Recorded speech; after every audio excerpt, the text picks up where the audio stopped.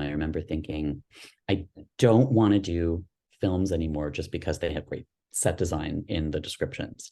I want to do films because I care about the characters. So I'm not going to choose movies based on what they offer me for my portfolio for just production design. I'm going to choose movies based on, do I think the story is worth telling, and do I relate to this character, and are they complex? And that was a huge shift for me, energetically, because I wasn't attracting crappy things, I think, anymore. And Room came in a week later. On paper, it does not seem like a huge design challenge, but I chose it exclusively because I loved the story and the characters so much. And I knew it was going to change my life when I got that call and when I got the job.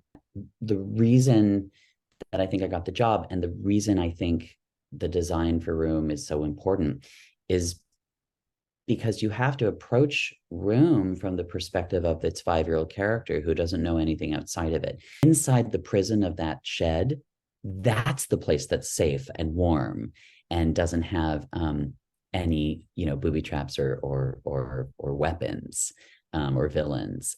Outside of that room, that's where things are scary for him. So the freedom that's achieved by their escaping is actually the beginning of a new nightmare for him.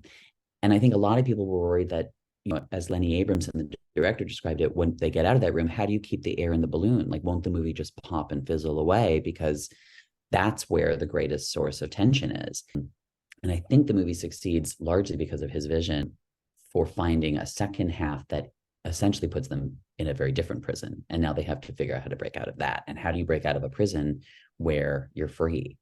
Yeah. That's a really interesting conceit.